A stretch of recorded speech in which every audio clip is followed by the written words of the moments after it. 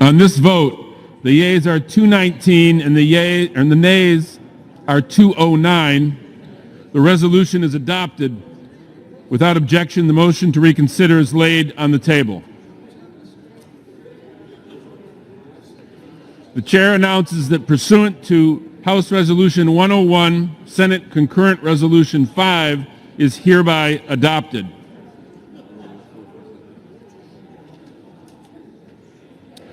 Pursuant to Clause 1C of Rule 19, further consideration of H.R. 447 will now resume. The clerk will report the title. I think sometimes the divisions in this country get a little bit too hot. Okay, at the end of the day, we are all Americans who love this country. And I also think, and the media plays not a good role in this, again, not just Fox, is we have a lot more in common than most people think we do. All right, poll after poll. Should we raise the minimum wage to a living wage? Yes. Should we rebuild our crumbling infrastructure? Yes. Should we make sure that our veterans get the health care that they have earned? Yes. All right. Should we make sure that we do not cut Social Security or Medicare or Medicaid? Should we give huge tax breaks to billionaires? You know, that's how most people feel.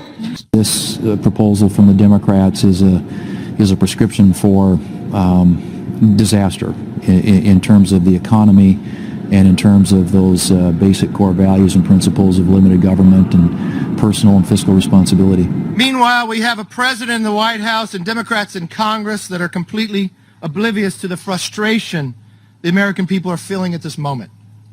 Their message to the American worker is actually, you will have to deal with higher costs for a while because we want to spend trillions more of your money. We cannot be acting in old ways. We have to be acting for the future.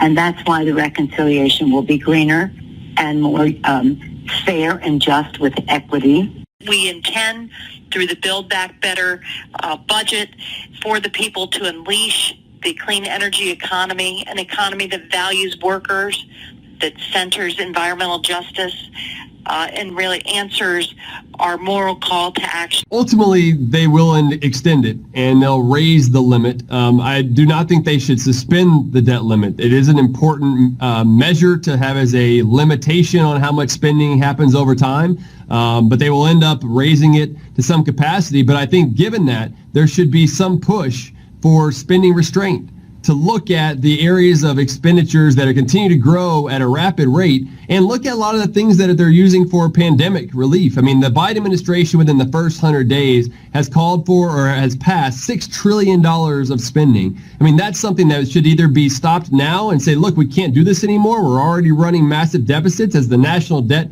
is $28 trillion. And given his overall policies, would raise for a family of four, they would owe about $500,000 for a family of four. This is just unconscionable and should be dealt with today. Back in 2019, even when the Republicans were in power, I believe it was suspended as well. Was it the right decision then, and what has changed between then and now?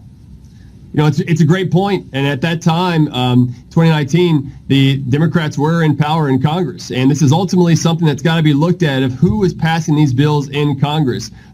As a part of the Trump administration and the Office of Management and Budget, one thing that we found was about $4.5 trillion in savings over a decade that was in the president's budget that Congress didn't even look at and use. And unfortunately, we're in the situation now where we've got to continue to ratchet up the debt limit. But with that, again, we've got to find responsible ways to do this. As we put out the Texas Public Policy Foundation, the Responsible American Budget, to where government should not grow more than the average taxpayer's ability to pay.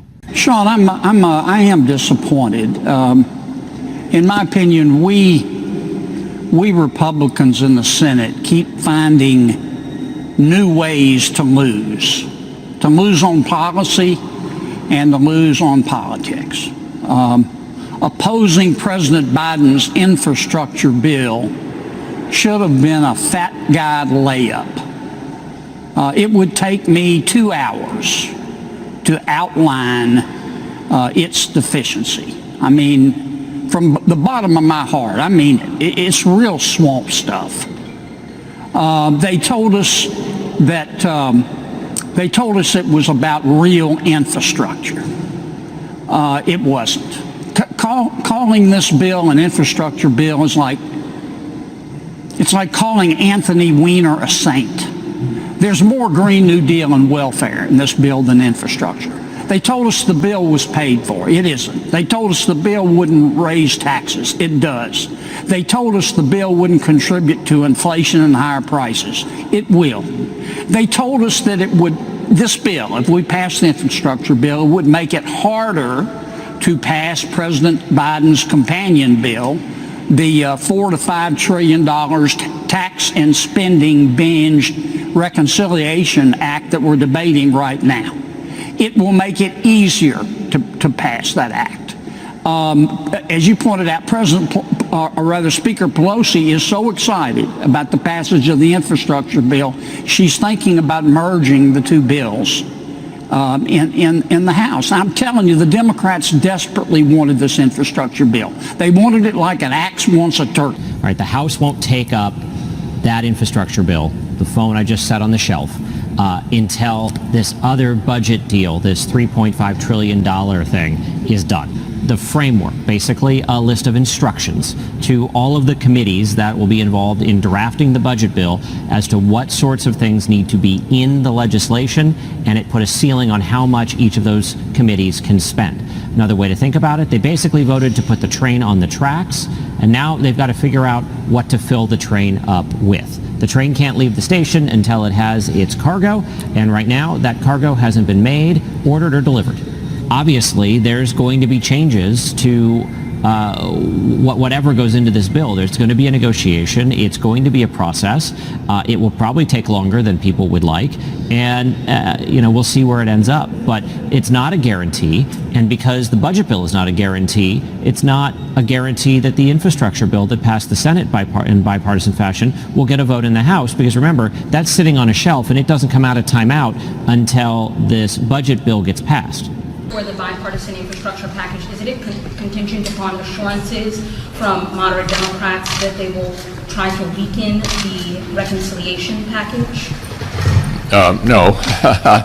As we've said repeatedly, the infrastructure package stands on its own, by itself, and I intend to, and I think all of my members are going to judge it based on the package itself, not what may come next. They're two separate proposition. And that's a no on the eviction moratorium, just to button that down. 79,000 people are behind on rent in Kentucky. Yeah, I think the governor needs to do something about that if he's got the money that was supposedly sent down to him.